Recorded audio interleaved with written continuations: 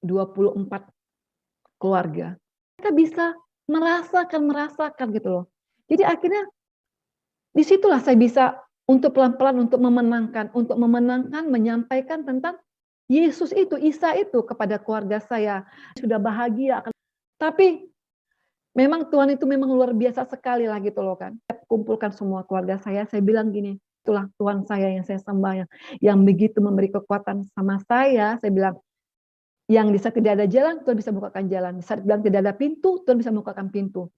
Akhirnya mereka bela dengan cara kehidupan saya, mereka bisa dimenangkan, terus ya mereka bisa melihat, walaupun bibir mulut mereka tidak mengakui, tapi hati mereka bisa merasakan, bisa melihat tentang Tuhan yang saya sembah selama ini gitu. Jadi saya bilang, aduh luar biasa Tuhan ini, saya bilang gitu loh. Saya pun nggak nyangka juga mama saya akan membela saya gitu, akan membela saya. Kamu nggak usah merasa benar lah, kata mama saya. Kayak kamu besok masuk surga, dia bilang itu. Bukan hujatan yang kamu berikan kepada saya, dia bilang itu, tentang anak saya, dia bilang itu loh kan. Emang kamu ini udah benar hidup kamu, kata mama saya. Pernah waktu itu saya bilang gini, saya bilang, Tuhan Yesus itu, saya bilang, Tuhan yang saya sembah itu bukan Tuhan yang mati. Saya nyatakan sama orang tua saya, keluarga saya, Tuhan yang saya sembah itu bukan Tuhan yang mati. Saya bilang, mungkin pikiran mereka, kenapa lah bodoh anakku nih ya, mungkin dulunya. Kok menyembah Tuhan yang mati? Udah mati lagi ngomong itu loh kan, disembah-sembah lagi, disalib lagi gitu loh kan. Mereka tidak tahu tentang yang di suratnya waktu malaikat datang kepada Maria mengatakan tentang kabar sukacita tentang bahwa dia akan mengandung Isa Al-Masih putra Maria, itu suatu kabar sukacita tentang kelahiran, kematian, kebangkitan gitu loh kan. Mereka tidak ngerti, itulah memang kalau bukan Tuhan yang membukakannya gitu loh kan, memang sulit untuk kita memaksa orang gitu loh kan untuk mempercayai, tapi biarlah cara kerja Tuhan. Jadi pada waktu itu saya bilang, Tuhan yang saya sembah bukan Tuhannya mati, saya bilang. Tuhan yang hidup, kenapa? Saya bilang. Di saat saya merasa kadang merasa di ujung tanduk, saya bilang. Di saat saya bilang mungkin pertolongan itu tidak ada, saya bilang. Pasti ada pertolongan, saya bilang. Tapi memang iya, udah dirasakan, dilihat sama orang tua saya, terus sama keluarga besar saya. Juga ada sesuatu kekuatan supranatural yang Tuhan berikan kepada saya. Apapun pencobaan yang saya alami dalam kehidupan saya gitu loh kan, itu pun tidak akan melampaui batas kemampuan saya, karena waktu itu saya sedikit bersaksi, saya pernah kita mau pergi jalan dengan keluarga besar gitu ke luar kota. Jadi saya nggak tahu, saya udah mempersiapkan semuanya. Saya sudah bayar tiket dengan membawa 24 keluarga. Setelah itu tiba-tiba kita nih udah prepare semuanya, baju tuh gimana, karena waktu itu mau keluar negeri, waktu itu mau ke Bangkok. Tiba-tiba saya udah pulang ke Pekanbaru, saya kira itulah mungkin nggak tahu, mungkin memang saya nggak tahu juga bagaimana cara Tuhan memproses kehidupan saya. Saya pulang ke Pekanbaru, saya bilang sama keluarga besar saya siap dengan semuanya prepare, kita akan berangkat. Menjelang hari H, 5 hari menjelang hari H, tiba-tiba saya lost kontak sama agen yang mau membawa kami ke Bangkok itu. Tidak ada, tapi memang pada saat itu Tuhan udah ngasih tanda dalam mimpi, semua gelap, semua gelap. Saya bilang, Tuhan, nggak ada tanda tangan ini Tuhan. Tuhan tolonglah Tuhan saya, Tuhan beri saya kekuatan Tuhan. Bagaimana saya mau ngadapin nanti keluarga, saya tidak bisa melihat mereka bersedih karena mereka sudah ketawa, sudah happy, sudah bahagia akan berangkat gitu loh. Saya diam aja, waktu itu saya tidak mau mengatakan sama suami saya, tapi memang suami itu tidak boleh berbohong, harus ada kejujuran. Saya bilang sama suami saya bilang, saya lagi gini loh, coba hubungin. Udah saya hubungin, memang tidak sama sekali lost contact gitu kan. Akhirnya saya nggak tahu juga lah itu caranya Tuhan. Akhirnya saya coba untuk menghubungi travel agent lain untuk membawa kami ke Bangkok. Tetap saya bilang, saya bertekad, saya imani saya akan bisa membawa keluarga besar ini ke Bangkok, saya bilang itu. Tapi saya pun nggak tahu, uang pun udah nggak ada, karena uang udah saya store sama ke travel semuanya.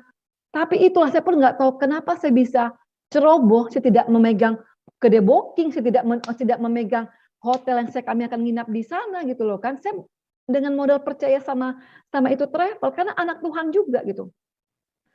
Akhirnya saya dapatlah travel dengan harga, karena udah last minute, udah harga 2 kali lipat.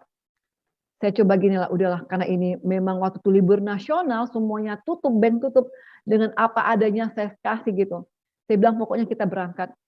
Akhirnya dengan modal hanya tiket untuk pergi saja, padahal tiket pulang belum ada lagi, saya nggak tahu caranya Tuhan. Tiket pergi aja akhirnya udah, saya pergilah sampai di Singapura, kita jalan-jalan semuanya, terbang ke Bangkok. Oh, semua keluarga saya bahagia, ketawa, ketiwi, menikmati. Saya tidak bisa menikmati, saya tidur aja di bus. Saya tidur aja, Tuhan tolonglah bagaimana nanti, nggak mungkin kami menjadi pengemis atau terkapar atau terdampar di negara orang ini Tuhan. Karena tiket pulang udah nggak ada gitu. Tapi memang Tuhan itu memang luar biasa sekali lah gitu loh kan. Setelah itu saya telepon pegawai saya, tolong Pak, saya bilang itu bisa nggak ya utangin dulu tiket untuk pulang tuh bagaimana. Dengan 2 oknum saya hutang tiket. Akhirnya puji Tuhan bisa saya dapat tiket pulang, tapi caranya Tuhan lagi proses beda-beda pesawat. Oh, ini jam ini berangkat, ini yang sekian orang jam segini. Bagaimana mereka masih buta dengan negara yang akan kita pulang besok karena itu tuh transit. Tapi saya bilang udah nanti tunggu di sana ya, saya bilang gitu kan. Akhirnya udah. Setelah itu kita udah pulang, udah kita menikmati, mereka udah menikmati dengan liburan di negara orang pulang, mereka dengan happy-happy dan gimana, mereka tidak tahu apa yang saya pikirkan. Terus saya diam aja. Setelah itu, 2 hari setelah itu saya kumpulkan semua keluarga saya bilang gini, "Kalian tahu nggak semuanya?" Saya bilang, "Sebenarnya saya kena tipu loh," saya bilang. "Tipu apa?" "Iya, kena tipu loh saya, sebenarnya kita nggak bisa berangkat loh. Yang agen yang membawa kita ke Bangkok kemarin yang saya sudah bayar itu menghilang. Mereka penuh dengan tanya, "Kok bisa Kakak membawa kami? Kok bisa Ayu membawa kami?" Kata keluarga besar. "Itulah Tuhan saya bilang. "Saya pun nggak tahu caranya Tuhan," saya bilang. "Di saat tidak ada jalan, ada aja jalan Tuhan membukakan," saya bilang gitu loh kan. Sampai kakak ipar saya ngomong gini, "Luar biasa Kak, kalau kami jadi kakak mungkin gantung diri. Mungkin udah menangis-nangis, mungkin udah merenung, tapi itulah Tuhan saya yang saya sembah, yang begitu memberi kekuatan sama saya bilang, yang di saat tidak ada jalan, Tuhan bisa bukakan jalan. Di saat bilang tidak ada pintu, Tuhan bisa bukakan pintu." Akhirnya mereka bisa merasakan gitu loh. Jadi akhirnya di situlah saya bisa untuk pelan-pelan untuk memenangkan, menyampaikan tentang Yesus itu, Isa itu kepada keluarga saya dari sikap saya, kehidupan saya sehari-hari. Karena kalau saya untuk menarik mereka, udah kan jadi Kristen lah, itu kan suatu hal yang nggak mungkin. Tapi biarlah dengan cara kehidupan saya, mereka bisa dimenangkan, terus ya mereka bisa melihat, walaupun bibir mulut mereka tidak mengakui, tapi hati mereka bisa merasakan, bisa melihat tentang Tuhan yang saya sembah selama ini gitu loh kan. Yang mungkin mereka dulu bilang, "Wah, sayang sekali lah ya, Kakak udah nggak satu keyakinan sama kami." Tapi puji Tuhan lah, ternyata saya bilang sama keluarga saya, perbedaan itu kalau kita jalani begitu indah, saya bilang. Tapi puji Tuhan, begitu dulu orang tua saya, mama saya itu sangat sangat dia lebih dominan, lebih gimana ya, kalau apa-apa dia langsung sampaikan gitu, kalau nggak suka dia sampaikan nggak suka gitu kan. Karena dia mungkin seorang pengajar, seorang guru gitu. Tapi puji Tuhan, dia udah lihat bagaimana saya. Akhirnya waktu saya di Batam, sering keluarga besar saya tuh ke Batam gitu loh, acara Natal. Malah orang tua saya masak, bagaimana lebaran, dia bikin gitu juga di rumah saya.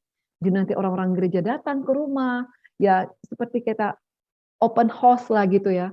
Jadi mereka pun senang. Jadi orang tua saya pun ya, dia pun dengan menyajikan semua dengan sukacita gitu loh, berkumpul semuanya. Jadi saya bilang, "Aduh, luar biasa Tuhan ini," saya bilang gitu loh kan.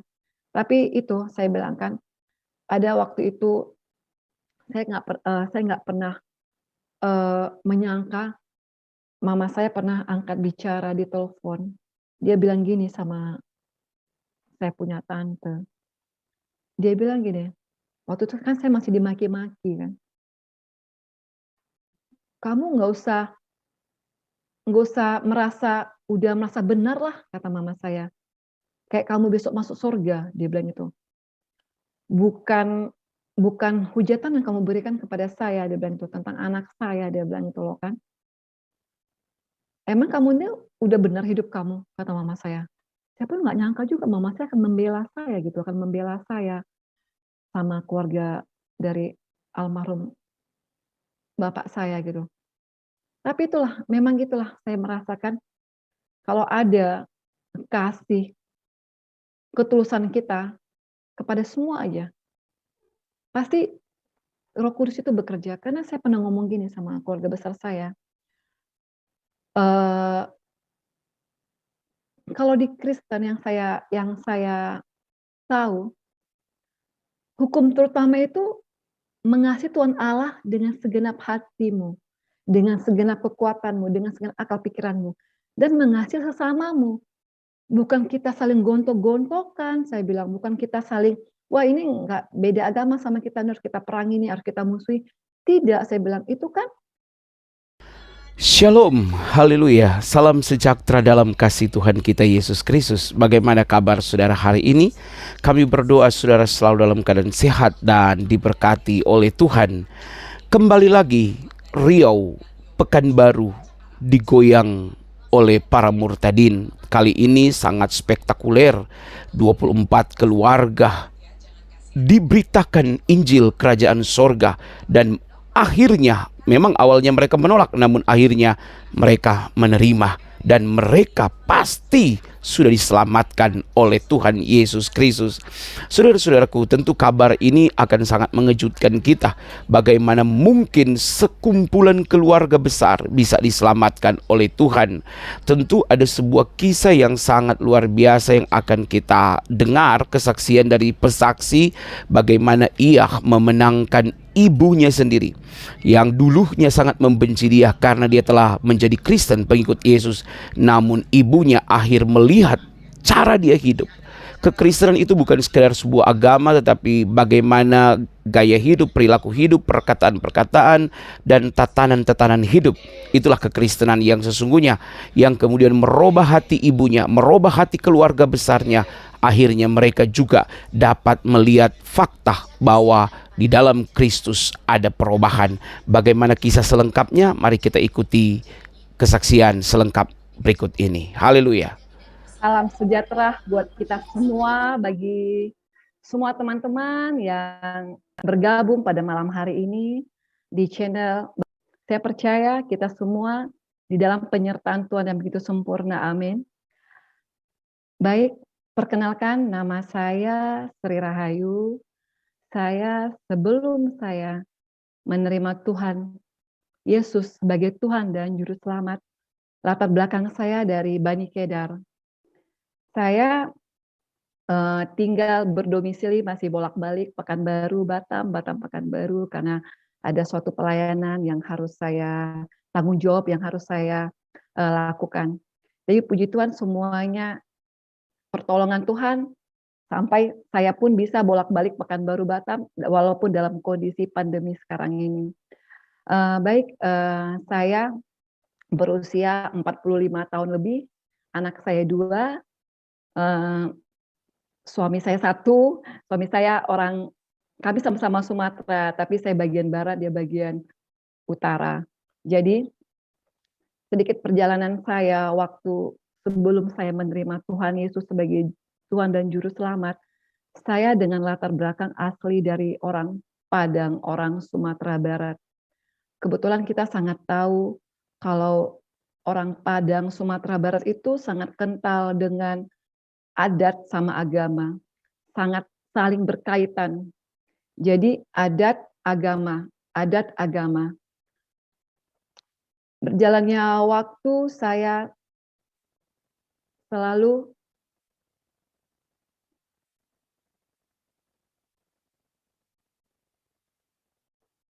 Iya, Ibu. Iya, Ibu Sri. berjalannya Iya. Suara Ibu kedengaran jelas. Ya, Silakan. berjalannya waktu saya eh, orang tua saya selalu mengingatkan kepada kami waktu saya masih kecil, tidak boleh berteman sama orang Kristen gitu. Jadi kita udah didoktrin kalau orang Kristen itu adalah kafir yang tidak bisa kita toleransi untuk dijadikan teman. Jadi memang doktrin itu sangat kuat sekali di pikiran saya. Setelah itu saya pun memang selalu menjaga jarak setiap kalau ketemu teman yang Kristen, saya selalu menjaga jarak gitu. Setelah itu berjalannya waktu saya ketemu dengan seorang pria. Jadi seorang pria ini dia mungkin sangat kental, sangat rohani sekali lah dengan keyakinan yang dia pegang gitu. Jadi kita berteman, dia selalu membilang sama saya, Yesus, Isa, Yesus, Isa. Jadi saya anggap seperti angin lalu aja. Angin lalu, setelah itu saya anggap seperti angin lalu. Bagi saya sih yang dibilangnya Yesus atau Isa itu bukan siapa-siapa. Isa itu hanya sebuah nabi bagi keyakinan saya yang saya anut, yang saya tahu. Berjalannya waktu, dia selalu mengatakan, Isa, Isa sebagai Tuhan dan Juru Selamat. Jadi berjalannya waktu, pada waktu itu, saya pernah dikenalkan sama Bapak Rohani, teman saya ini, ternyata beliau seorang misionaris. Seorang misionaris, saya membawa Bapak Rohani, teman saya ini ke Malaka. Memang pada waktu itu Malaka tuh lebih identik bagi orang pergi berobat atau check up gitu. Jadi selama perjalanan saya membawa orang tua ini ke Malaka, dia selalu mengatakan, dia udah tua, kebetulan Bapak itu ternyata dia mau pergi misionaris penginjilan ke India. Dia bilang sama saya, anakku, saya tidak menyuruh kamu Kristen, dia bilang. Tapi terima Yesus sebagai Tuhan Juru Selamat. Kamu kalau mau sholat, sholat aja. Tapi saya diam aja. Terus dia terus menggambarkan tentang sebuah hati manusia. Di hati manusia ini nanti di situ ada ular, ada burung merak. Dia selalu bawa gambar gitu. Jadi saya waktu itu nggak ngerti. Saya hanya yang hanya saya tahu, saya melihat di sebuah gambar itu sebuah bentuk badan manusia, ada hati, di dalam hati itu ada ular, ada babi, ada burung merak, ada iblis gitu. Jadi dia selalu menceritakan. Jadi setelah itu waktu saya berjalannya waktu saya menemani dia sepanjang jalan, akhirnya kita sudah sampai di rumah anak rohani Bapak itu. Ternyata anak rohani Bapak itu seorang warga negara India, dia beragama Hindu. Jadi waktu itu kita nginap di sana, saya dikasih kamar di atas. Jadi pas malam-malam, waktu saya istirahat, saya mendengar kayak ada suara nyanyi-nyanyian, tapi saya tidak ngerti itu nyanyi apa, karena mereka pakai bahasa India gitu. Setelah itu saya turun ke bawah, saya lihatlah, oh rame banget orang di sana dengan bernyanyi bahasa India. Keesokan paginya Bapak itu memberi saya sebuah buku. Dia bilang sama saya, "You boleh baca ini buku," dia bilang sama saya. Saya belum membaca buku ini. Terus saya lihat cover buku itu sebuah, di depannya itu kubah masjid. Jadi kubah masjid ada bintang sama bulan sabit. Setelah itu saya ambil, saya baca. Waktu pertama saya baca, saya sangat kaget sekali membaca itu. Karena apa? Yang selama ini saya tahu tentang ajaran yang selama ini saya anut, yang saya percayai, kok bertolak belakang gitu. Karena kalau waktu keyakinan saya yang lama itu ada 2 di sana, rukun Islam sama rukun iman. Jadi 2 rukun iman sama rukun Islam itu, itulah sebagai tiangnya dari agama Islam. Saya kaget membaca buku itu. Karena bagi saya buku itu sangat bertolak belakang dan sangat menghina sekali gitu loh. Tapi saya baca. Pertengahan saya membaca buku itu, saya masih berdoa gini, waktu itu saya bilang gini, "Ya Allah, ya Tuhan," saya bilang, "kalau memang buku ini benar," saya bilang kan, "saya akan baca sampai habis. Tapi kalau bukan, saya tidak mau baca buku ini. Ini suatu penghinaan bagi saya, terlebih buat junjungan kami," saya bilang gitu. Nggak tahu ternyata daya tarik buku itu untuk membuat saya terus membaca sampai habis, akhirnya selesai saya membaca buku itu. Benar-benar jadi di pikiran saya. Saya bilang, "Apa benar ya buku ini ya berbicara?" Saya bilang, "Ternyata selama ini kenapa begini, kenapa begitu, kenapa begini, kenapa saya harus ucapkan begini, kenapa saya harus gini, harus ucapkan begini." Ternyata benar-benar kaget sama sekali saya. Akhirnya setelah itu, Bapak, rohani teman saya itu mau akan melanjutkan ke India, jadi saya bertanya sama anak rohani dia yang orang India itu, warga negara India itu. Saya bilang, eee, "Mister, agamanya apa?" "Oh, saya sekarang sudah percaya sama Tuhan Yesus." Dia cerita, "Saya dulu seorang penganut agama Hindu yang sangat radikal," dia bilang. Terus dia bersaksi tentang kenapa sampai dia bisa terima Tuhan Yesus. Dia bilang, "You tahu," dia bilang, "kenapa? Saya dulu sakit," dia bilang, "sampai saya diisolasi, di pori-pori saya ini keluar darah," dia bilang. Saya bilang, "Sebanyak ini Tuhan yang saya sembah, tidak ada satupun yang bisa menyelamatkan saya." Kita tahu kan, kalau orang Hindu itu dewa-dewanya banyak yang mereka sembah, yang dewa yang berbentuk gajah lah, yang berbentuk apalah. Dia terus dia dia terus bilang sama patung-patung, sama poster-poster yang dia bawa di rumah sakit karena dia diisolasi. Ternyata di saat dia terus bergumul, dia terus, eee, mengatakan sama Tuhan-Tuhannya, "Kenapa kalian tidak bisa menolong aku satupun di antara kalian?" Selalu dia bergumul itu didengar sama seorang pendoa. Akhirnya datanglah seorang ibu pendoa kepada bapak tersebut, masuk ke kamar dia, "Kalau kamu mau saya layani berdoa percaya kepada Tuhan Yesus," dia bilang, "dengan sungguh-sungguh saya percaya sakit kamu akan sembuh," dia bilang. Setelah itu, akhirnya bapak itu dengan penuh mungkin dia sudah pasrah, ya udah dia akhirnya dia serahkan sama ibu pendoa itu, dia percaya dengan Tuhan yang akan diucapkan sama ibu pendoa itu di dalam nama Tuhan Yesus.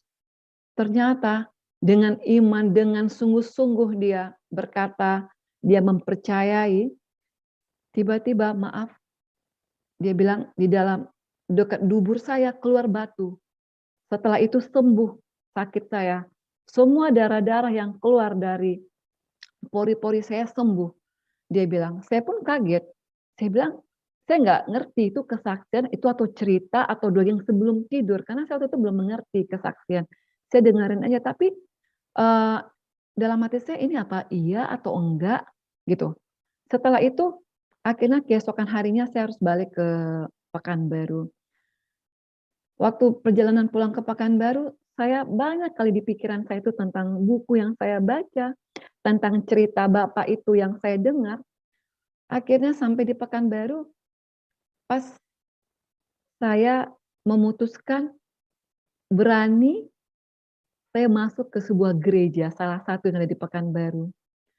Saya masuk ke sebuah gereja, pada waktu itu saya tidak tahu, rupanya lagi seperti perjamuan kudus. Jadi ada roti, ada anggur. Pada saat saya duduk, pas jemaat disuruh berdiri sama gembala di gereja setempat, Saya ikut berdiri juga. Tiba-tiba mereka menaikkan sebuah lagu pujian. Lagu ini saya dengar begitu merdu sekali, saya tidak tahu. Lagu ini masih terngiang sampai sekarang. Ya Aba Bapa, ini aku anakmu, layakkanlah seluruh hidupku. Jadi lagu itu saya dengar seperti ada suatu belayan dari ujung rambut saya ini, dari kepala ini saya ini sampai ke bawah. Begitu lembut sekali, sampai saya merinding. Bukan saya merinding karena saya merasa ada hantu atau bagaimana, tidak. Tapi ada suatu belayan yang lembut, begitu lembut sekali. Saya tidak tahu ini apa. Musik pun, lagu pun yang saya dengar pun begitu merdu sekali. Mungkin saya tidak pernah mendengar bagaimana sebuah lagu dunia tentang yang kata orang melankolis lah atau begitu romantis lah, begitu lembut sekali. Jadi saya karena tidak mengerti, saya bawa perjamuan itu. Kebetulan perjamuan itu anggurnya itu seperti kayak jelly itu. Saya masukin ke dalam tas saya sama roti. Terus saya pulang. Setelah itu habis ibadah itu saya ketemu sama teman saya. Saya bilang, Bang, aku tadi ke gereja loh. Tadi ada ini loh, saya bilang itu sama dia. Loh, kamu makan ya? Enggak, saya bilang. Ya, bagaimana saya mau makan? Saya pun tidak tahu ini apa gitu kan. Setelah itu saya bilang, tadi ada sebuah lagu yang saya dengar begitu merdu sekali. Saya pun tidak tahu lagu itu bisa membuat saya itu seperti kayak merinding, kayak suatu lembut sekali. Benar-benar saya tidak pernah merasakan. Terus teman saya itu cuma senyum aja. Setelah itu saya pisah sama teman saya renungkan apa itu tadi ya, saya pikir apa itu tadi ya di gereja itu ya, saya bilang itu kan, kok ada sesuatu yang membelai saya. Jadi keesokan hari saya ketemu sama teman saya lagi, terus dia selalu memperkatakan tentang Yesus, akhirnya saya berdebat, saya bilang, "Yesus itu bukan Tuhan," saya bilang, tapi itulah, mungkin ya di saat kekerasan hati saya gitu loh kan ya, mungkin di saat itu juga mungkin Tuhan untuk membalikkan gitu.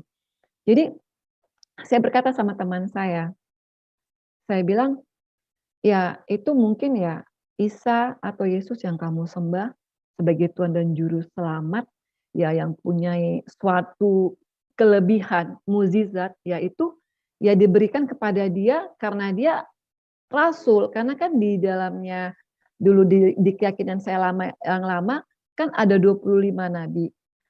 20 orang nabi, ada 5 rasul. Rasul itu diberi kelebihan, termasuk Isa. Jadi dia selalu mengungkapkan, mengatakan sama saya. Akhirnya setelah itu keesokan harinya, saya datang lagi ke gereja itu, tiba-tiba di gereja itu ada pengkhotbahnya dari Islam. Bapak itu, dia punya pesantren gitu, terus dia panggil saya, dia sambil main gitar, "Kamu masih tahu surat Al-Fatihah?" Wih, dia bilang, "Kamu tahu surat Al-Fatihah?" "Tahu." "Kamu bisa hafal?" "Hafal," saya bilang. "Coba kamu baca." Saya baca, saya bilang, Bismillahirrohmanirrohim. Saya bilang, Alhamdulillahirabbil alamin, arrahmanirrahim, maliki yaumiddin. Iyyaka na'budu wa iyyaka nasta'in. Ihdinas siratal mustaqim. Stop, dia bilang sama saya kan. "Kenapa, Pak?" Saya bilang, "Kamu tahu artinya ihdinas siratal mustaqim?" Saya bilang, "Tahu, Pak." Saya bilang, "Apa?" "Tunjukilah kami jalan yang lurus." Udah ketemu, saya diam aja. Berpikir saya, iya ya, saya bilang, kenapa selalu setiap kita sholat, waktu saya sholat dulu, selalu mengatakan ihdinas siratal mustaqim. 5 kali sholat, ada beberapa surat Al-Fatihah yang selalu saya ucapkan, tunjukilah kami jalan yang lurus. Kamu sudah menemukan? Saya diam aja. Belum, Pak. Akhirnya saya dilema lagi kan, saya berpikir. Jadi sampai di rumah saya bukalah Al-Quran. Saya buka di Al-Quran itu surat Al-Fatihah. Di bawah surat itu ada surat kaki gitu kan. Saya membacanya di surat. di surat kaki itu kan. Nanti terus dari surat kaki itu nanti ada lagi sambungan ayatnya, sambungan ayatnya gitu loh kan. Pada saat itu saya berpikir, apakah memang surat ini yang menjawab ihdina syiratal mustaqim? Di surat Az-Zukhruf 43 ayat 61. Itulah yang menjawab ihdina syiratal mustaqim itu. Saya pikir lagi kan. Saya bilang, Tuhan ini apa benar? Apa tidak? Saya bilang gitu. Jadi kalau waktu saya masih di keyakinan saya yang lama, ada ayatnya, Robbana atina fid dunya hasanah wa fil akhirati hasanah wa qina azabannar. Maksudnya, ya Allah, berikanlah aku keselamatan di dunia dan di akhirat. Jadi, berarti kan saya minta keselamatan, tapi sedangkan saya juga meminta jalan yang lurus itu. Akhirnya saya bilang, apakah surat Az-Zukhruf ini menjawab? Karena di surat Az-Zukhruf 43 ayat 61 itu berkata, Isa berkata begini, sembahlah Allah Tuhanku dan Tuhanmu juga. Ikutilah aku. Akulah jalan yang lurus. Jadi Isa sudah berkata di situ kalau dia yang memberi petunjuk jalan yang lurus. Setelah itu saya renungkan sekali dengan ayat-ayat itu. Akhirnya saya coba pelajari terus, saya datang ke gereja. Kebetulan memang itu udah Tuhan atur. Saya tidak tahu, ternyata gereja itu setiap saya datang selalu hamba Tuhan yang khotbah dari Islam gitu. Jadi di situ saya makin dikuatkan. Berjalannya waktu, akhirnya saya udah mulai menemukan apa yang saya cari-cari selama ini, ihdina syiratal mustaqim, saya udah mendapat jawabannya di surat Az-Zukhruf. Saya putuskan saya mau dibaptis.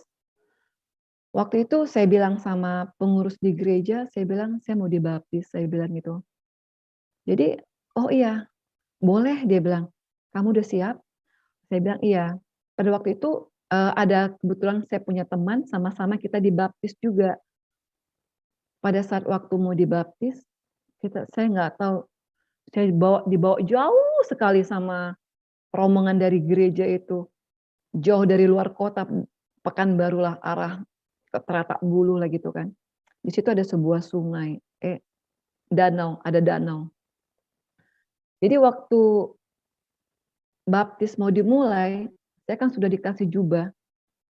Terus Pak Pendetanya suruh kita ngikutin doa dulu. Waktu mulai berdoa, saya menangis lagi sama Tuhan. Saya bilang, Tuhan, apakah ini yang benar? Saya bilang, apakah keputusan saya baptis ini sudah keputusan yang benar, Tuhan? Saya tidak mau, kalau ini salah, kasih saya kekuatan untuk membuka jubah saya ini. Tapi kalau ini benar, merupakan keselamatan bagi saya, tarik saya selalu sampai ke danau itu. Karena bagi saya gini, saya sudah, waktu itu umur saya 28 tahun. Pada saat itu, kalau di keyakinan saya yang lama dulu, amal soleh lah yang membawa kita ke surga. Jadi saya udah nabung-nabung itu, seperti kita buat tabungan lah. Saya udah tabung-tabung amal soleh saya itu dari saya kecil, dari saya SD, SMP, SMA, kuliah. Saya udah tabung-tabung amal soleh, dengan saya puasa, ya bermacam-macam lah dengan amal soleh yang saya lakukan. Tapi dengan saat saya dibaptis, amal soleh yang saya sudah tabung-tabung selama umur saya 28 tahun, harus saya tinggalkan. Saya menangis, saya merarong sama Tuhan. Saya bilang, Tuhan, apakah ini benar, Tuhan? Saya bilang, tapi ada sesuatu tarikan yang membuat saya tuh terus menarik saya sampai ke danau itu. Setelah itu saya sampai di danau, saya masih menangis. Akan tibalah giliran saya, berdoalah. Setelah itu, hamba Tuhan itu mengucapkan doa karena saya mau dibaptis. Tiba-tiba saya merasa karena badan saya sebesar ini, seberat ini, kok tiba-tiba saya di air itu begitu ringan gitu loh. Begitu ringan, terus mulai sakramennya kita baptis, tiba-tiba saya baptis lah, terus terangkat lagi, saya ada merasakan sesuatu, ada kelegaan yang luar biasa, seperti kayak orang tidak berdosa gitu loh. Saya seperti kayak seorang baby yang tidak tahu dosa, yang tidak tahu apalah gitu. Jadi setelah itu, tapi saya masih dalam hati saya masih itu, apakah ini masih benar apa tidak gitu. Terus, eee, Bapak pendeta itu bilang, "Silakan, ganti baju." Setelah ganti baju, saya ngobrol-ngobrol, kami dikuatkan dengan ayat firman Tuhan karena ada 2 orang yang dibaptis. Tiba-tiba dia ngomong gini sama saya, "Nama baptis kamu saya kasih Hana," dia bilang sama saya. "Loh, Hana? Hana itu apa, Pak?" Saya bilang, "Kamu cari nanti, baca di kitab Samuel." Karena saya kan belum mengerti itu Hana itu apa, terus kitab Samuel itu apa, saya belum mengerti karena saya udah putuskan untuk, baptis. Tapi memang pada saat itu saya udah mulai membaca-baca, Alkitab, tapi saya tidak tahu baca dari mana. Tapi kan kalau dulu waktu di keyakinan saya lama kan harus dari kalau kita baca Al-Quran itu dari kanan dulu gitu kan, kita harus baca dulu. Setelah itu saya bilang apa namanya, saya bilang, "Tuhan," saya bilang itu loh kan, "apakah firman ini berbicara dalam hidup saya?" Karena dulu keluarga besar saya selalu kita kalau masuk waktunya maghrib, selalu sholat berjemaah gitu. Jadi pada waktu itu mama saya ngomong kayak gini sama saya, "Kamu nggak sholat?" Saya bilang, "Saya lagi datang bulan," saya bilang gitu. Jadi mama saya diam aja, karena memang kalau yang keyakinan saya lama dulu, kalau lagi seorang wanita, kalau lagi datang bulan, tidak dibenarkan untuk sholat atau megang ayat suci Al-Quran gitu kan. Setelah itu, keesokannya dia tanya lagi, "Kamu nggak sholat?" Saya bilang, "Saya lagi datang bulan." "Kamu datang-datang bulan terus, nanti lama-lama memang datang bulan terus," dia bilang. Saya kaget. Setelah itu, saya diam aja. Saya pergi, saya keluar. Saya udah memegang sebuah Alkitab. Waktu itu Alkitab itu dikasih teman saya kecil. Pas waktu itu sudah masuk, waktunya sholat maghrib, saya berhenti di sebuah jalan, dekat nggak jauh dari rumah saya. Saya buka saya buka Alkitab itu gitu.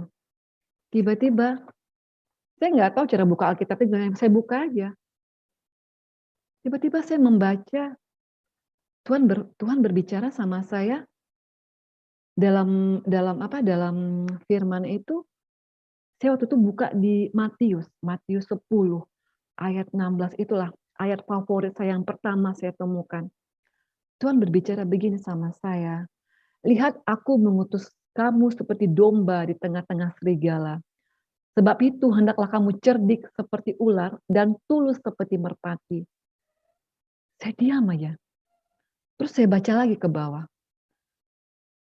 Ada ayat 19 yang ke bawah lagi saya bilang, "Apabila mereka menyerahkan kamu, janganlah kamu khawatir akan bagaimana dan akan apa yang kamu katakan.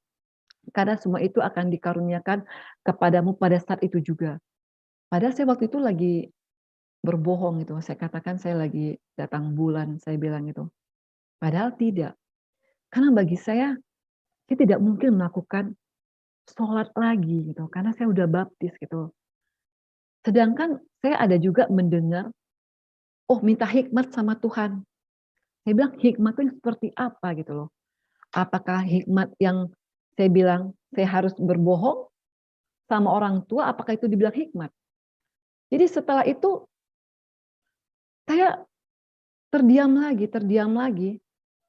Akhirnya saya baca satu bab itu di Matius 10 itu sampai ke bawah, ada kata ini, itulah Tuhan itu begitu berbicara dalam hidup saya. Setelah itu saya baca lagi ayatnya, Tuhan berkata gini, "Setiap orang yang mengaku aku di depan manusia, aku juga akan mengakui di depan Bapakku yang di sorga. Tetapi barang siapa menyangkal aku di depan manusia, aku juga akan menyangkal di depan Bapakku yang di sorga." Berarti kan tidak ada seperti kayak negosiasi lah gitu loh kan. Ya, iya, tidak, hitam-hitam, putih-putih gitu, nggak bisa abu-abu gitu. Jadi saya bilang, "Tuhan, aku nggak bisa kayak gini. Aku sudah baptis, sudah menerima Kau sebagai Tuhan dan Juru Selamat, aku tidak lagi mungkin untuk melakukan tradisi, keyakinan lamaku lagi, Tuhan." Akhirnya saya terus Tuhan berbicara sama saya di Matius itu. Terus Tuhan lagi berkata sama saya, saya baca ayat firman Tuhan, "Jangan kamu menyangka bahwa aku datang membawa damai di atas bumi. Aku datang untuk membawa damai melainkan pedang," Tuhan bilang. "Sebab aku datang untuk memisahkan orang dari ayahnya, anak perempuan dari ibunya, menantu perempuan dari mertuanya, dan musuh orang ialah seisi rumahmu." Saya terdiam sekali. Saya bilang, berarti Tuhan datang bukan membawa damai, tapi membawa pedang yang akan memisahkan. Pada saat itu saya memang benar dilema sekali. Saya berbohong terus sama orang tua saya. Karena bagaimana saya untuk mengatakan kalau saya sudah Kristen sama orang tua saya. Karena orang tua saya itu dia seorang pendidik, seorang pengajar. Karena saya tahu hati dia, pasti dia akan dihujat sama teman-teman, dia akan berkata, "Wah, ibu itu ratusan murid, dia bisa didik, dia bisa hajat, bisa sukses, bisa berhasil. Tapi kok anaknya satu bisa murtad," gitu. Jadi saya bisa mengerti perasaan orang tua saya diam aja, saya diam ya.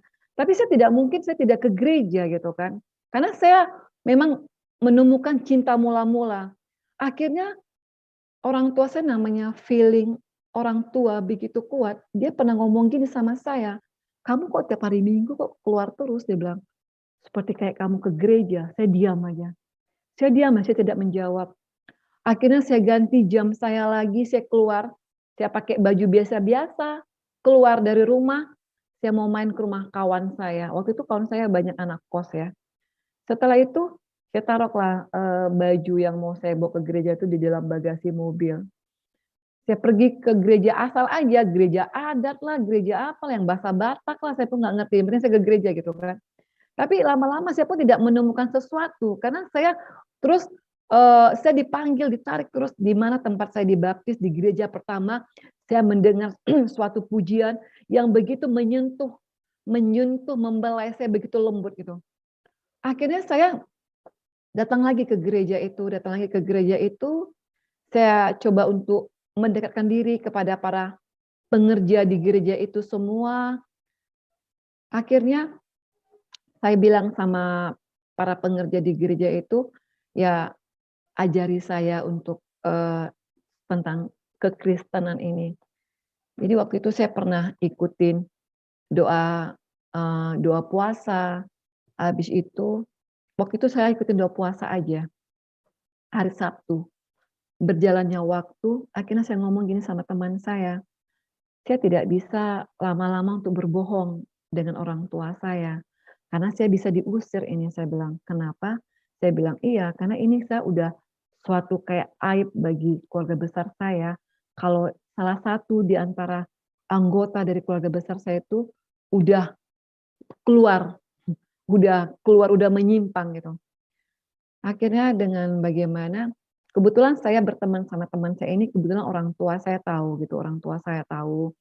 Akhirnya ya teman saya ini datang baik-baik sama orang tua saya, ingin melamar saya gitu, melamar saya.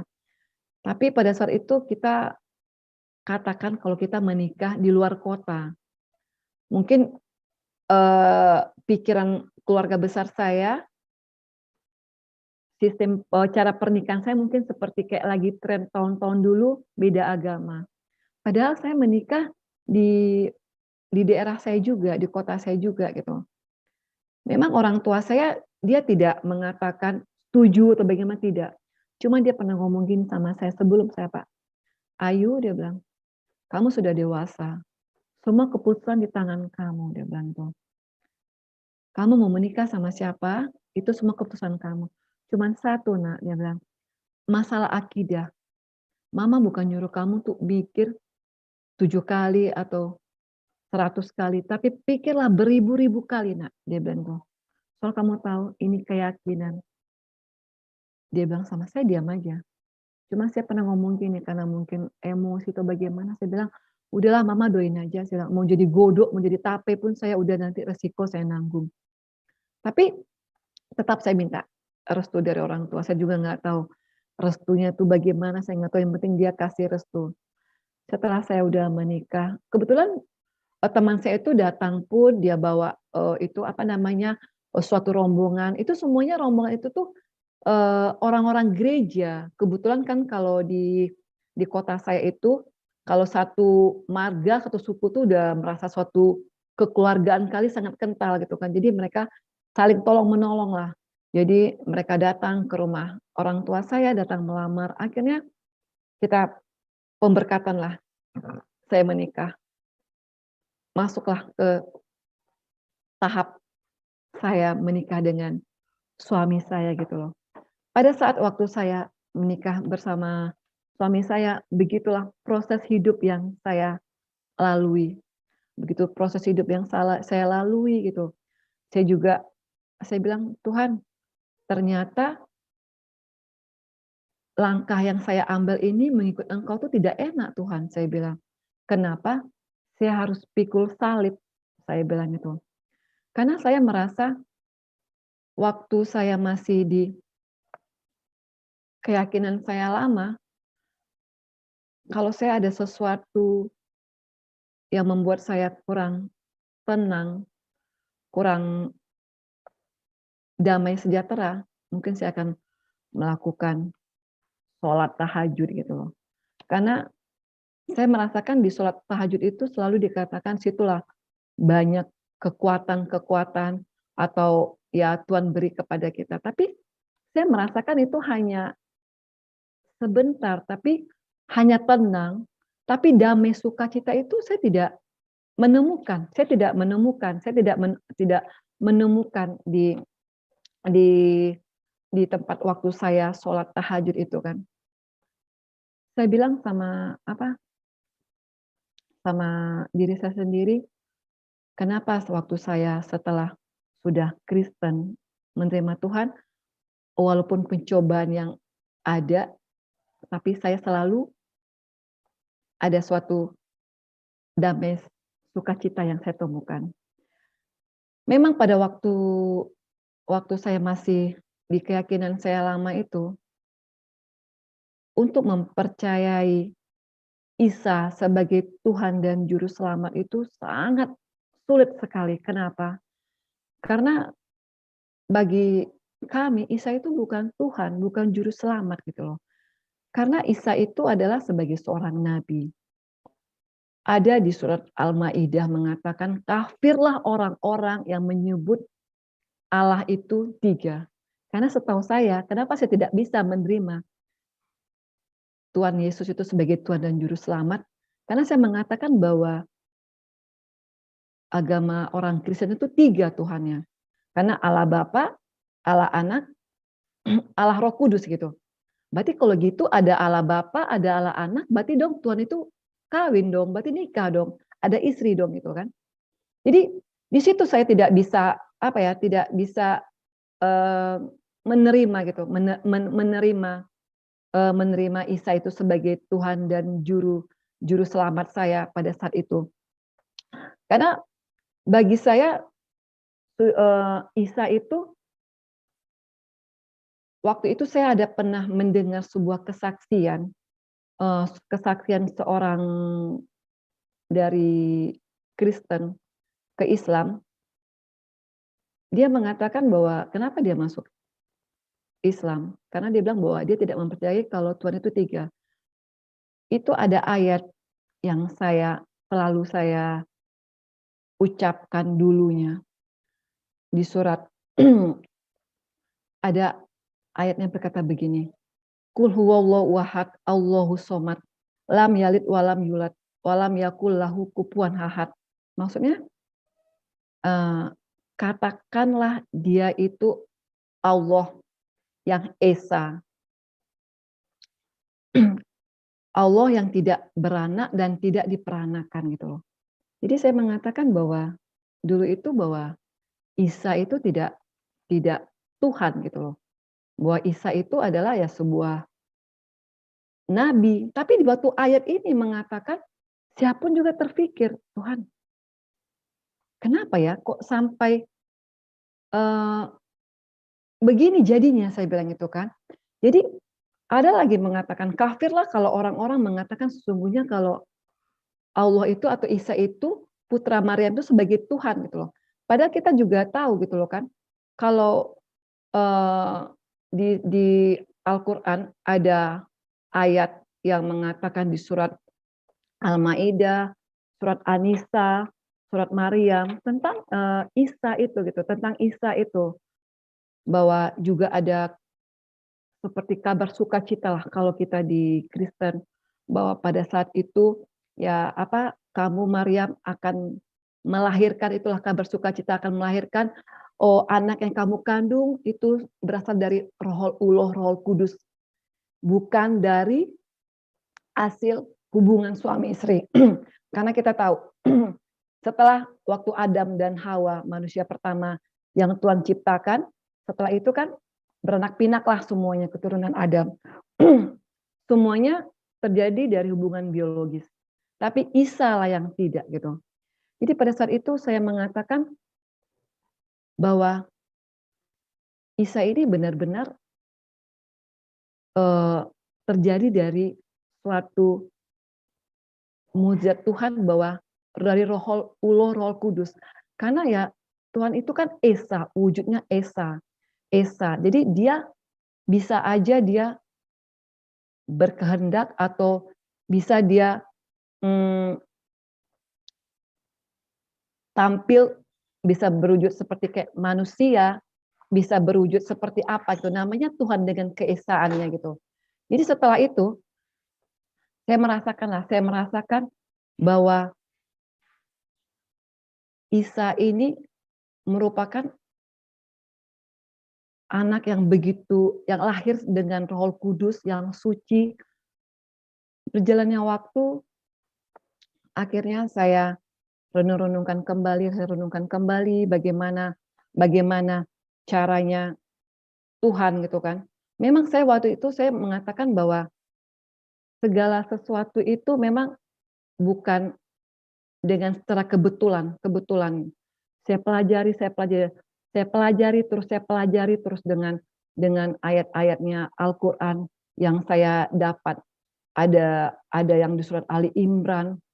Terus situ juga mengatakan ya Isa adalah yang terkemuka di dunia dan akhirat. Karena kalau di Islam pun saya pernah waktu saya masih duduk di sekolah madrasah mengatakan Isa itu dialah Imam Mahdi yang akan turun, yang akan menghakimi kita semuanya. Nanti dia akan datang, dia akan menghancurkan gereja, dia akan mana-mana orang yang bukan Islam, dia akan masukin ke neraka. Terus saya pun berpikir, wah itulah Imam Mahdi gitu.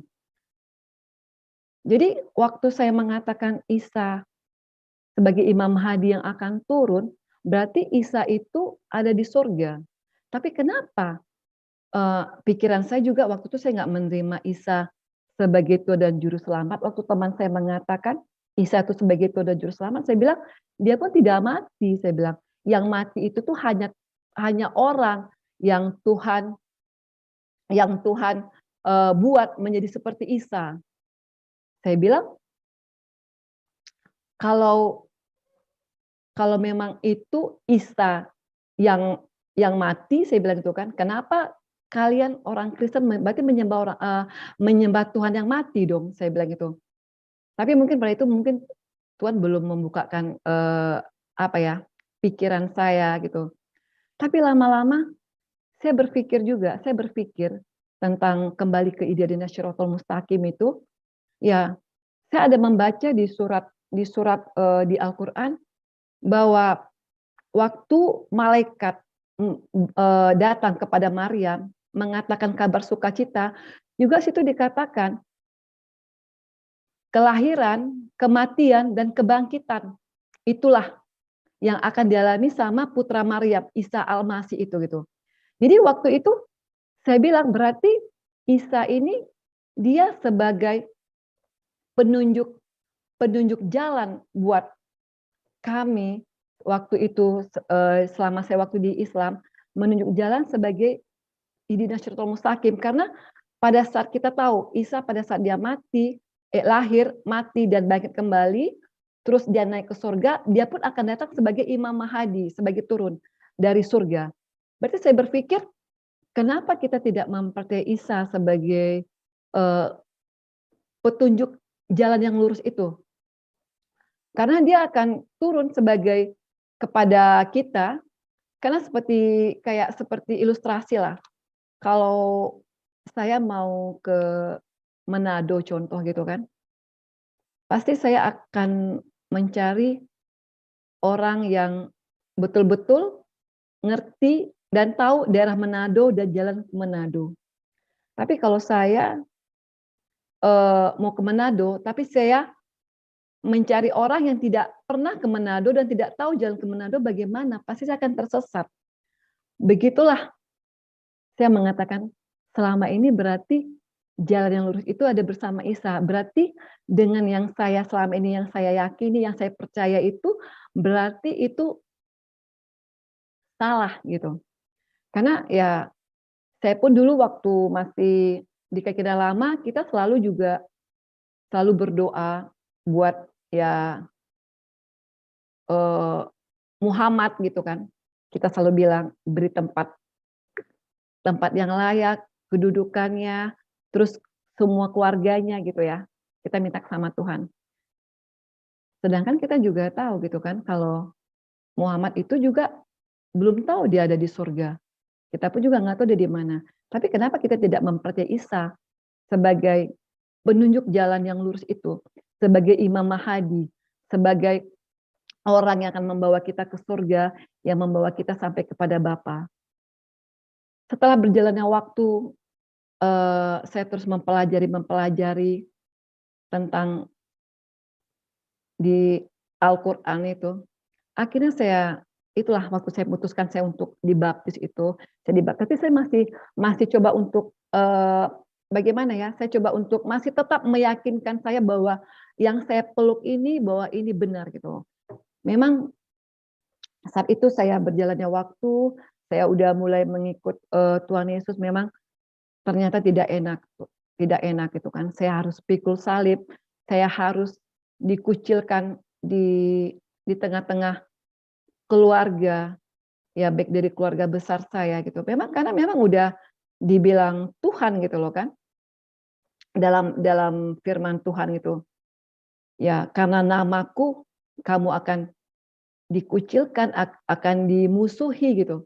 Jadi saya memang pada saat itu saya terima semua dengan proses berjalannya waktu. Waktu itu saya tidak pernah mengatakan kepada terlebih orang tua saya kalau saya sudah Kristen. Bagi saya, untuk apa saya katakan saya Kristen, tapi mereka tidak bisa merasakan apa-apa dalam hidup saya. Karena waktu mama saya tahu namanya seorang ibu, tahu saya sudah Kristen, dia tidak langsung bilang saya sudah Kristen. Cuman ya namanya feeling seorang ibu, kalau datang dia ke rumah saya, terus dia lihat ada pohon Natal, dia selalu ingin cepat pulang gitu, cepat pulang. Tapi saya diam aja, namanya orang tua gitu kan. Saya tidak pernah mengatakan sama orang tua saya, "Ma, aku udah Kristen ya." Tidak. Biarlah waktu terus berjalan. Saya makin terus mempelajari firman Tuhan ini. Saya terus mempelajari firman Tuhan ini. Akhirnya waktu itu mungkin orang tua saya merasa sedih karena bagi dia ya nggak nyangka selama ini anak yang yang begitu dia sayangi, yang dia apa ya, mungkin dia banggakan gitu, tiba-tiba kok bisa tidak lagi satu akidah sama beliau gitu. pada saat itu saya hanya bisa bilang sama orang tua saya ngomong begini, "Ma," saya bilang gitu kan, "di ajaran di ajaran yang saya anut sekarang ini," saya bilang, "menghormati orang tua itu, Ma, sangat penting sekali. Mama nggak usah khawatir, nggak usah takut, karena saya udah tidak satu jalan lagi sama Mama, saya akan jauh dari Mama, saya juga akan, apa ya, semakin apalah, tidak menghiraukan, tidak perhatian sama keluarga. Malahan di sini mah di firman Tuhan ya, saya bilang, "Hormatilah orang tuamu agar panjang umurmu," Tuhan bilang kan, "di mana kau berada." Jadi nanti kalau kita baca lagi, ya Tuhan akan mengangkat, engkau naik menjadi kepala bukan turun menjadi ekor. Orang tua saya diam aja gitu, diam aja. Jadi ya dia belum bisa menerima. Saya waktu itu bergumul berjalan hampir 5 tahun lah saya terus bawa dalam doa.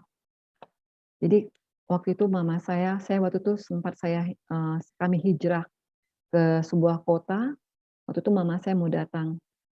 Terus saya berdoa, saya bilang, "Tuhan," saya bilang, "Tuhan Yesus, aku percaya Tuhan, di saat nanti mama saya datang Tuhan, di saat mama saya masuk ke rumah saya, biarlah Tuhan Yesus di dalam kamar itu dia menemukan suatu sukacita yang benar-benar yang tidak pernah dirasakan." Karena dulunya mama saya kalau datang ke rumah saya itu seperti kayak ada sebuah bara api di tempat kursi itu, harus membuat mama saya harus cepat pulang ke rumah. Karena, eee, waktu saya baru-baru menerima Tuhan Yesus itu berjalan sekitar 3 tahun, papa saya sudah meninggal. Jadi saya juga merasa merasa gimana sama orang tua saya, sama mama saya, karena ini tinggal satu lagi orang tua saya gitu. Jadi saya tidak pernah mengatakan kalau "Oh, saya udah Kristen ya, Ma, ya, saya udah Kristen," saya tidak. Karena bagi saya, kenapa saya harus mengatakan saya Kristen, kalau tidak ada buah yang saya kalau tidak ada buah yang mereka rasakan dalam dalam kehidupan saya gitu loh. Karena banyak sih di orang-orang yang sudah ke Kristen gitu loh kan, tidak ada merasakan sesuatu yang manis gitu, pasti sebuah yang pahit yang selalu tergores gitu. Karena ya itulah kenapa waktu dulu kami mengatakan ya tidak usah berkawan sama orang Kristen, kafir itu karena semua itu ya memang ya mungkin etika nggak ada, attitude tidak ada gitu kan, apalagi kasar-kasar, apalagi, apa ya, kayak orang Batak gitu kan. Tapi itulah pada saat itu saya lihatkan sama orang tua saya dari kekristenan yang saya dapat. Saya pelan-pelan saya kasih lihat sama orang tua saya. Bagaimana sebuah kekristenan itu, karena saya tidak mau gitu loh kan. Karena ya bagaimana ya, karena saya lahir dari keluarga yang sangat religius, mungkin agak sedikit radikal lah, karena sampai sekarang, saya punya paman, ya maaf, pakai jenggot, dia pun juga punya keluarga juga yang pakai cadar gitu loh kan. Tapi tetap saya lihatkan kepada keluarga saya itu, bahwa inilah kekristenan saya yang saya dapat pada setelah saya memeluk Isa, sebuah seperti sebuah buah mangga yang harum, yang ranum, yang enak mereka cium, mereka makan gitu. Karena saya merasakan biarlah kekristenan saya ini nanti akan bisa membuat banyak yang akan diselamatkan. Karena dalam firman Tuhan juga berkata, satu orang bertobat, keluarga akan selamat. Berjalannya waktu setelah saya udah mengikut Tuhan Yesus, memang begitu, banyak hal-hal yang harus saya sampaikan kepada orang tua saya. Pernah waktu itu saya bermimpi menjelang pergantian tahun, hanya berapa detik aja, saya bermimpi, saya berdiri di tengah-tengah masjid, jalan ke tengah masjid, sebuah awan gelap sekali, cuaca gelap sekali, akan hujan lebat. Saya berlari untuk mencari tempat perlindungan untuk berteduh. Tapi tiba-tiba dekat arah langit ke rumah orang tua saya melihat bala tentara Tuhan bersama malaikat turun gitu. Saya berusaha lari terus saya melihat dari gang rumah mama saya itu semua udah pada tutup pintu. Saya terus lari sampai saya masuk ke rumah orang tua saya. Saya ketemu situ dengan mama saya dengan om saya. Saya bilang, "Om, Ma, itulah Isa." Saya bilang, "Itulah Isa Imam Mahdi. Sembahlah dia." Saya bilang gitu loh kan, percayalah sama dia. Memang saya melihat Tuhan Yesus pada saat itu melihat, tapi setelah itu Tuhan Yesus memalingkan wajahnya terus naik lagi ke langit gitu.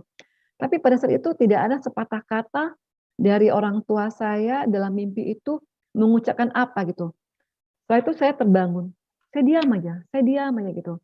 Begitu Tuhan banyak untuk eee, mena eee, me apa, me menyampaikan sama saya melalui dari mimpi untuk menyaksikan, untuk memberitakan tentang siapa Tuhan Yesus itu gitu loh, yang Isa yang kamu sembah itu loh, kamu harus sampaikan loh kepada keluarga besarmu gitu.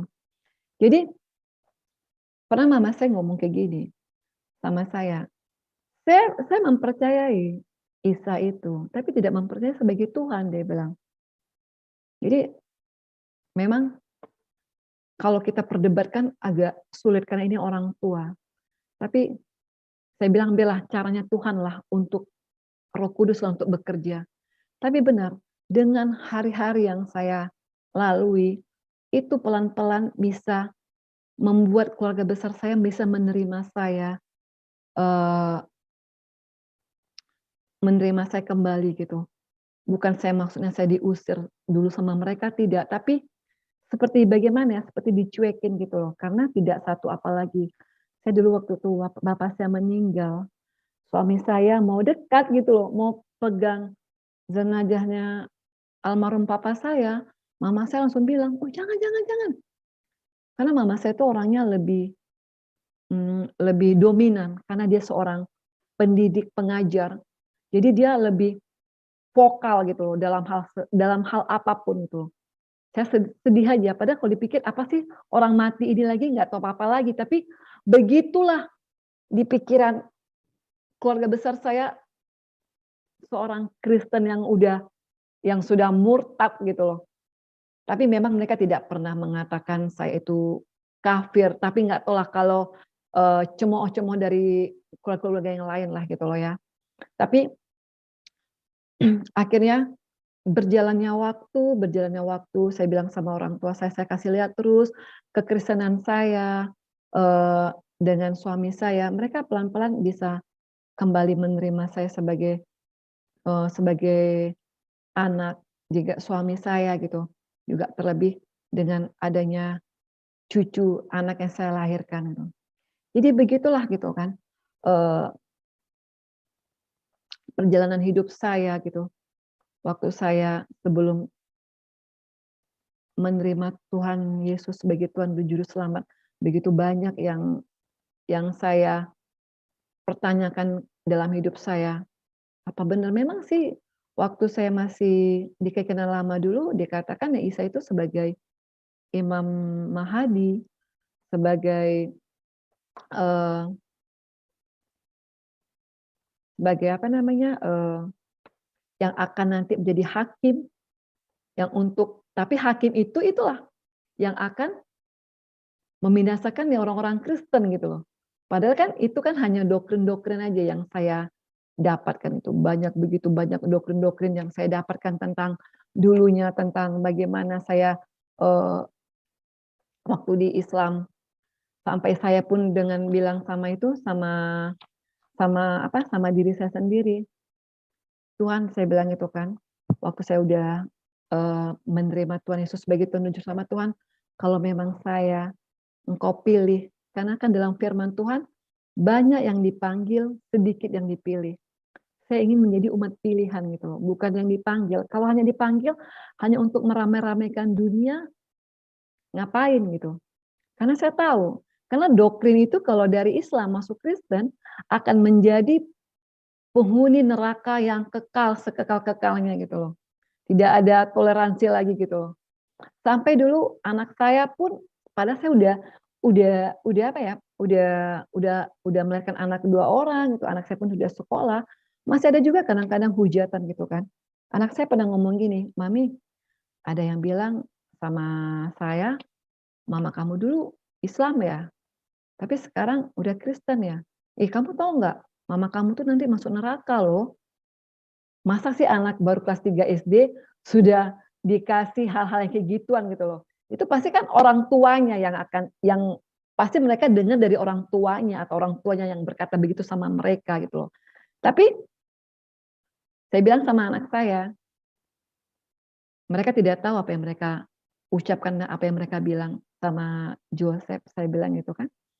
Jadi ya itulah gitu, berjalannya terus waktu, akhirnya setelah saya bisa menerima, mempercayai sekali dengan keberadaan, kekuatan dari Tuhan yang saya percaya sebagai Tuhan dan Juru Selamat, saya mengalamilah dengan bertahap-tahap proses kehidupan. Memang saya bilang harus sangkal diri pikul salib. Saya harus pikul salib yang harus dari keluarga, dari orang-orang terdekat. Saya dikucilkan, saya tidak ada teman gitu loh. Tapi semuanya firman Tuhan menjawab gitu loh. Ya, kalau kamu kehilangan teman satu, Tuhan akan ganti teman yang baru lagi gitu kan.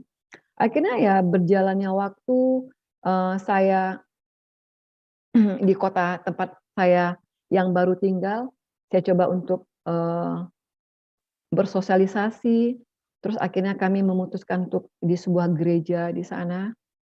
Kita pun bisa pelan-pelan bisa terlibat dalam pelayanan pelayanan di gereja tersebut gitu. Memang pada saat itu saya waktu itu kan masih baru, saya pun waktu pindah itu baru 3 tahun lah, saya baru mempercayai Tuhan dan sebagai juru selamat saya. Tapi memang pada saat saya mulai memberi hati untuk melayani Tuhan, di situ ada suatu damai sukacita, suatu ketenangan yang saya dapatkan gitu. Walaupun saya dari seberang nih belum tahu apa, saya juga tidak bisa, eee, bernyanyi gitu. Karena dulunya kan saya kan hanya ditaruh sama orang tua saya di salah satu kayak madrasah gitulah, mengaji, ada khatam Al-Qur'annya gitu. Jadi di situ memang ya apa yang tidak saya dapatkan dulunya, saya harus memulai dengan serba baru di dekat kota saya yang baru saya tempatin itu, di situlah kita memberi hati sama suami istri kita untuk melayani. Pelan-pelan kita melayani gitu, melayani. Tapi saya imani firman Tuhan itu satu orang bertobat, sisi keluarga akan selamat. Tapi dengan caranya, dengan kehidupan saya, dengan suatu, proses kehidupan saya tidak pernah mengeluh, saya tidak pernah berkuar-kuar sama orang, saya tidak pernah berkuar-kuar sama keluarga, saya hanya mengeluh sama Tuhan. Tapi di situlah, pelan-pelan bisa keluarga saya melihat tentang kekristenan saya gitu. Sampai terkadang kalau ada suatu masalah dalam keluarga besar ini, mereka terkadang cari saya, "Kak, bantu doa ya, doain ya, doain mama ya, doain ini ya, doain inilah." Jadi saya bilang, "Apakah Tuhan sudah melihatkan tanda-tanda gitu loh, seperti dalam firman Tuhan satu orang bertobat, sesi keluarga akan selamat," gitu. Tapi memang semua itu waktunya Tuhan lah, caranya Tuhan lah. Kenapa? Biarlah saya percaya rancangan rencana Tuhan itu indah pada waktunya. Dan saya juga mulai terus eee, saya mempraktekkan, saya melihatkan tentang kekristenan saya, tentang ya itulah, tentang buah roh itulah, tentang buah roh itu yang di Galatia itu ya. Saya praktekkan gitu dalam kehidupan sehari-hari, gitu, tentang buah roh kasih, terlebih kasih lah gitu kan. Kita juga tahu kalau di Galatia itu kan ada buah roh, ada kasih, sukacita, damai damai sejahtera. Jadi ya terlebih kasih inilah, saya ingin menunjukkan sama mereka bahwa setelah saya menerima Tuhan Yesus sebagai Tuhan dan Juru Selamat, Tuhan menaruh Tuhan menaruh di hati saya itu kasih. Karena saya tahu kasih itu kalau kita definisikan, itu mendahului orang lain. Jadi, saya selalu interpretasikan kasih itu, kasih kasih kasih. Akhirnya ternyata mereka mengerti, wah ternyata yang diyakini, anakku sekarang ini bukan seperti yang doktrin yang dulu-dulunya gitu loh kan, bahwa Kristen begini gitu loh kan. Jadi saya bilang, saya terus pelan-pelan, tapi puji Tuhan ya kalau saya menyampaikan firman Tuhan satu-satu gitu kan. Walaupun kan terkadang dari, kehidupan saya sehari-hari, bisa dipercaya, bisa mereka percaya dan mereka bisa, kayak meyakini gitu. Seperti saya bilang, doa orang benar besar kuasanya. Jadi pernah waktu itu, saya ditelepon, "Kak tolong bantu doa ya, kalau gini gini gini." Saya bilang, "Saya berdoa secara Kristen loh," saya bilang itu. Terus dia bilang, "Nggak apa-apa." Akhirnya saya berdoa, tapi puji Tuhan, waktu saya mengangkat, saya memang tidak ada lagi, saya kompromi, saya akan mengatakan, ya di dalam nama Tuhan Yesus sebagai Tuhan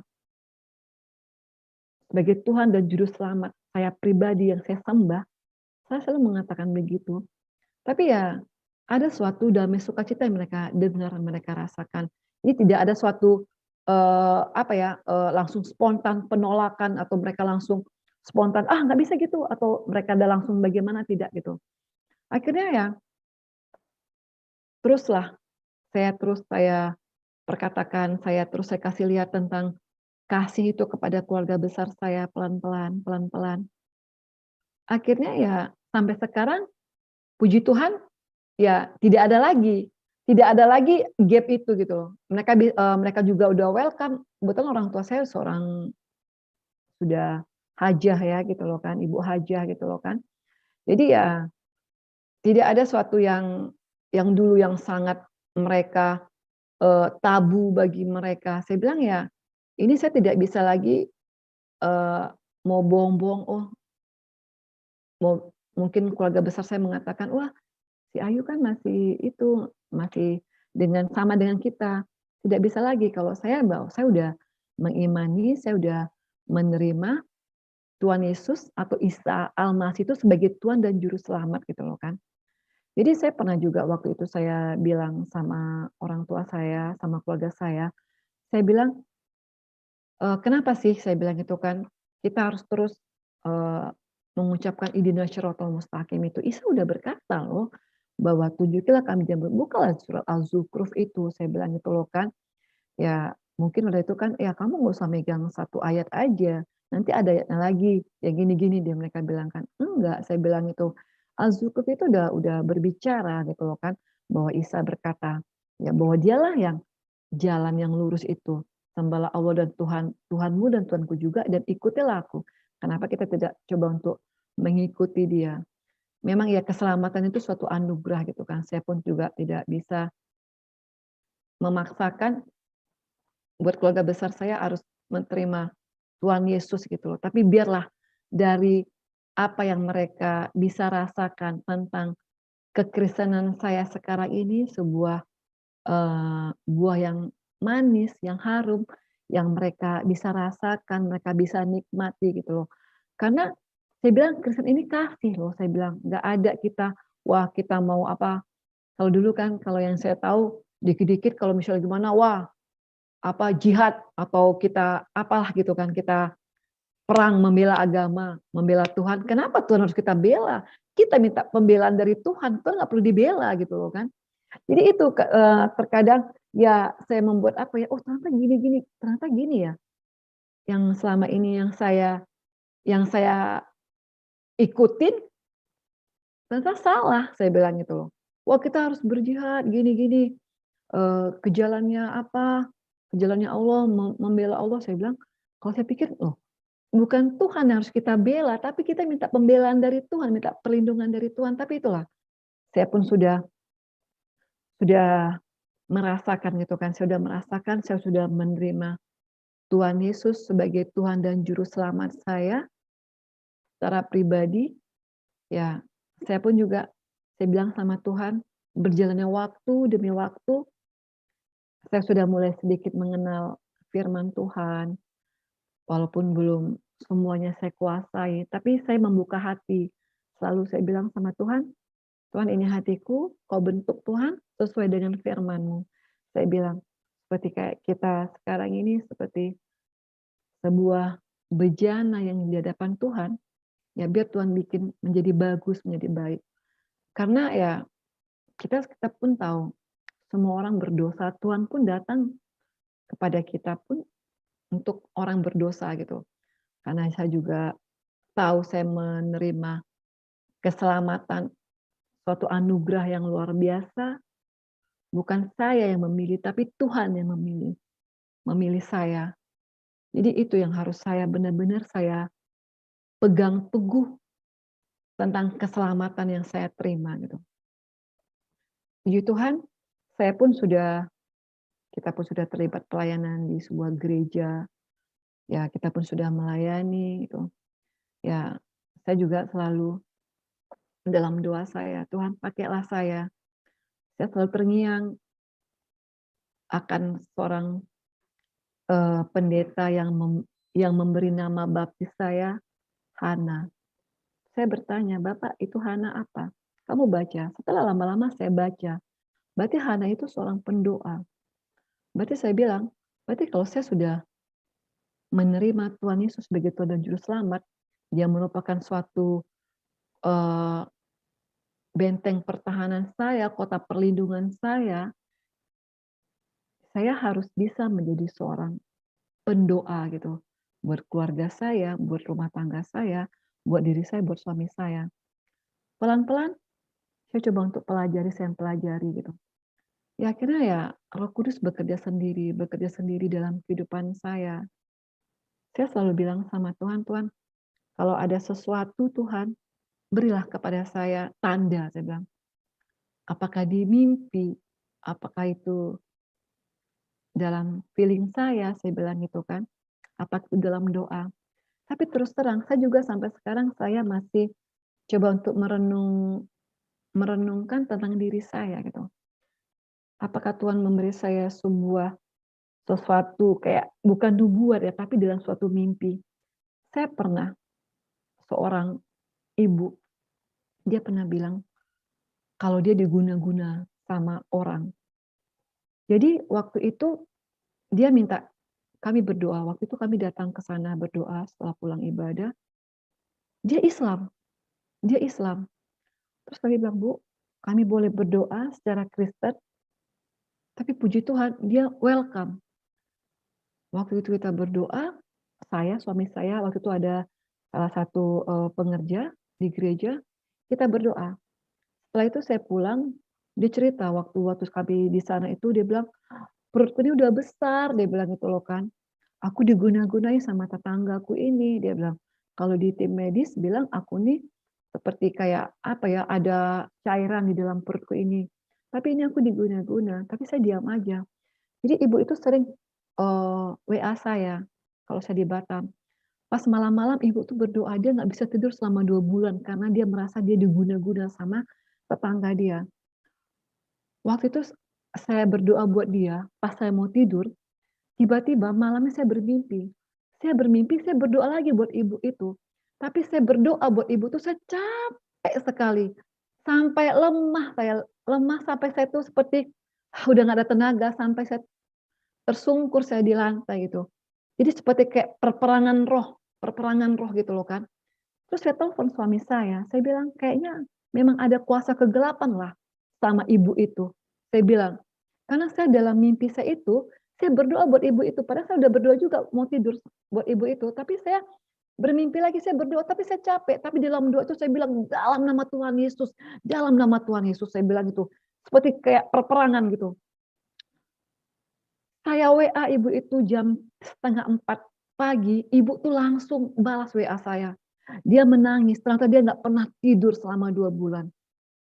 Akhirnya, waktu saya berapa minggu yang lalu saya datang, ibu itu WA saya, "Terima kasih ya Ibu," dia bilang gitu kan. "Kenapa Ibu?" Saya bilang, Aku udah mulai sembuh, karena memang iya, ada kekuasa kegelapan yang coba untuk mengganggu saya.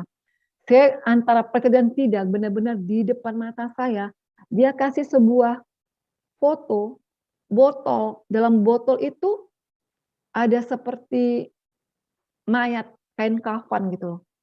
Jadi saya bilang, luar biasa. Jadi dengan kayak gitu, kita pun bisa udah seperti kita sudah menginjil gitu, sudah menginjil, sudah menyampaikan, kebenaran firman Tuhan, sudah mengatakan bahwa Yesus itu sebagai Tuhan dan juru selamat. Buktinya ibu itu selamat gitu loh. Ibu tuh bisa sembuh gitu loh.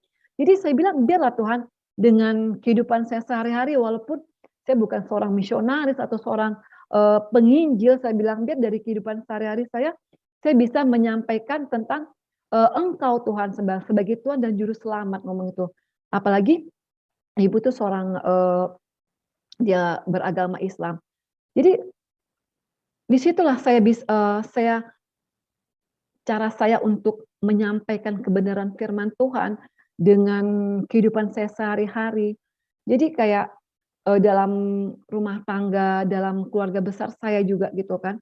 Pernah waktu itu saya bilang gini, saya bilang, "Tuhan Yesus itu," saya bilang, "Tuhan yang saya sembah itu bukan Tuhan yang mati." Saya nyatakan sama orang tua saya, keluarga saya, "Tuhan yang saya sembah itu bukan Tuhan yang mati," saya bilang.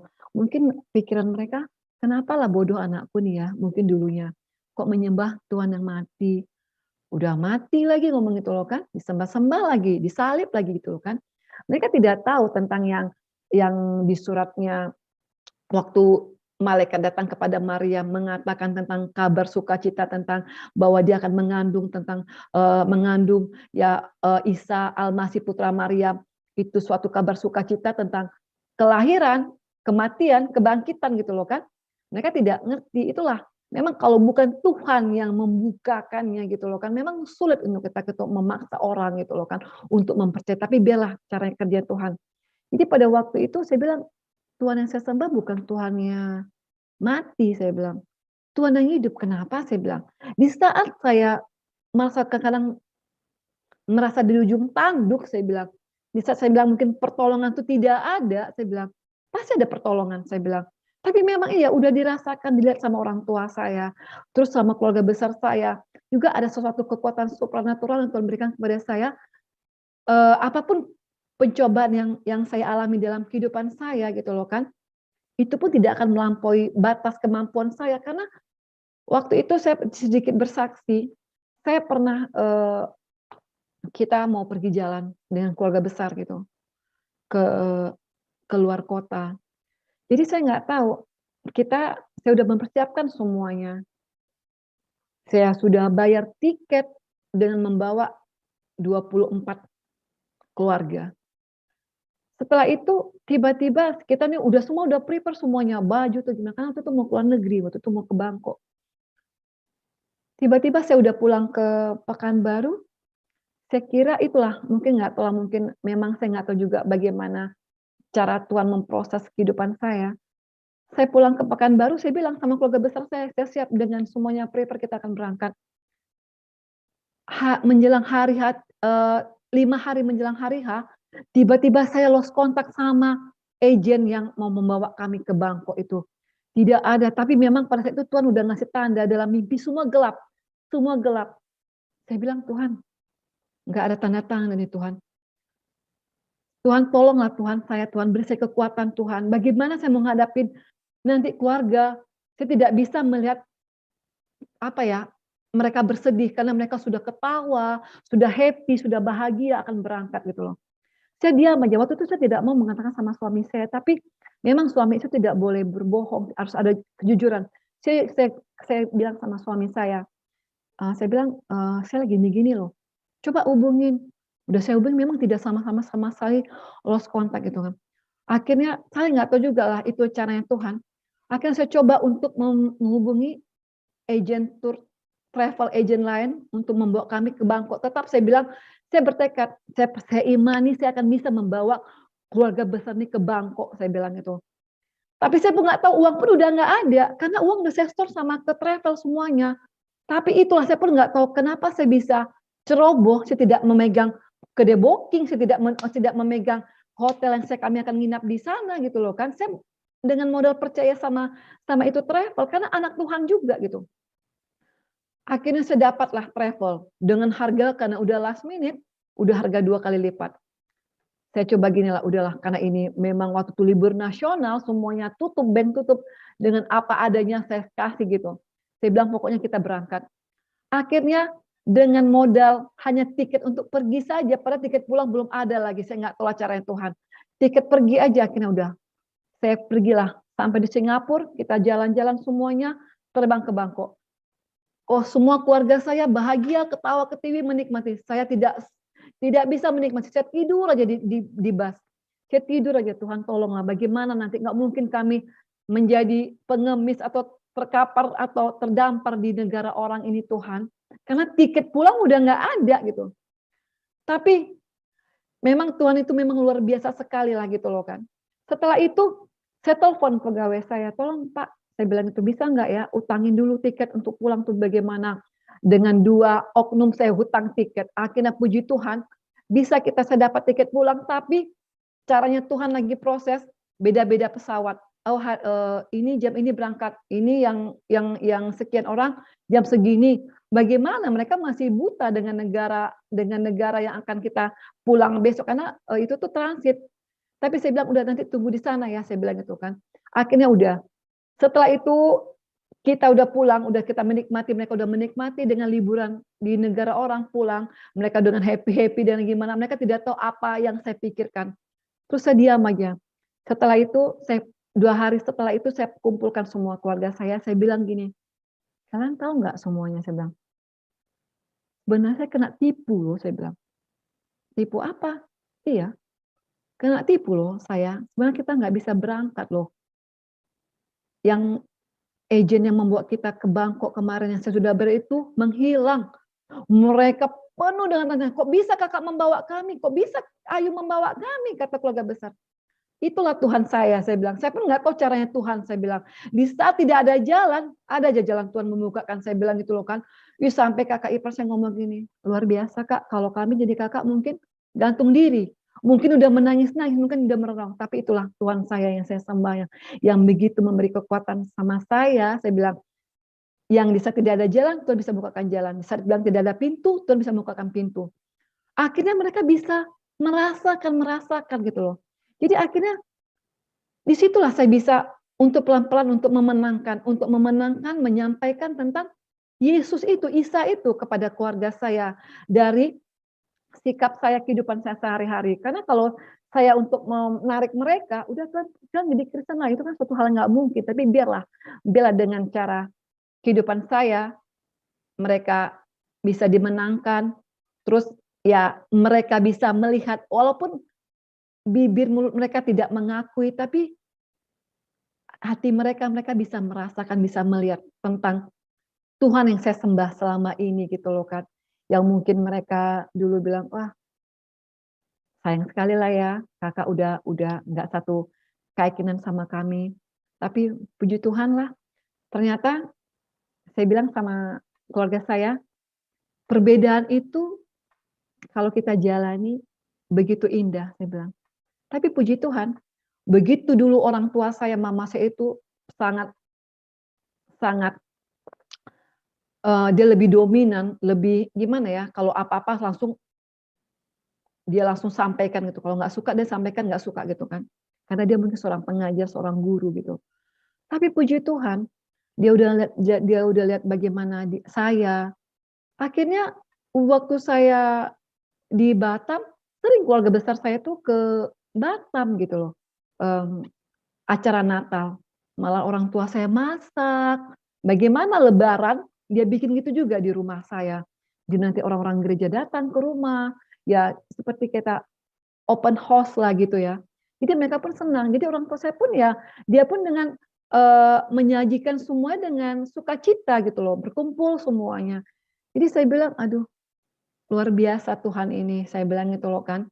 Tapi itu saya bilang kan, ada waktu itu saya nggak pernah menyangka mama saya pernah angkat bicara di telepon. Dia bilang gini sama saya punya tante, Dia bilang gini, waktu itu kan saya masih dimaki-maki kan, "Kamu udah merasa benar lah," kata mama saya, "kayak kamu besok masuk surga," dia bilang itu. "Bukan bukan hujatan yang kamu berikan kepada saya," dia bilang itu, "tentang anak saya," dia bilang itu loh kan. "Emang kamu ini udah benar hidup kamu," kata mama saya. Saya pun nggak nyangka juga mama saya akan membela saya gitu, akan membela saya sama keluarga dari almarhum bapak saya gitu. Tapi itulah, memang gitulah saya merasakan kalau ada kasih, ketulusan kita kepada semua aja, pasti Roh Kudus itu bekerja. Karena saya pernah ngomong gini sama keluarga besar saya, eee, kalau di Kristen yang saya tahu, hukum terutama itu mengasihi Tuhan Allah dengan segenap hatimu, dengan segenap kekuatanmu, dengan segenap akal pikiranmu, dan mengasihi sesamamu. Bukan kita saling gontok-gontokan, saya bilang, bukan kita saling, "Wah ini nggak beda agama sama kita, ini harus kita perangi nih, harus kita musuhi." Tidak, saya bilang, itu kan udah Tuhan bilang ngomong itu. Jadi mungkin apalagi kayak sekarang gini kan, begitu banyak sekarang ajaran-ajaran, aliran-aliran yang baru yang pada muncul sekarang ini dengan misalnya ini ada yang ngikutin ya imamnya ini imamnya itu gitu loh kan. Jadi setahu saya yang dulunya itu ya satu aja, cuman yang saya ketahui yang dulu tiang dan tiangnya itu pokoknya itu ya itulah yang waktu saya pelajari tentang rukun Islam dan rukun iman gitu loh kan. Bahwa bagaimana rukun Islam, bagaimana rukun iman.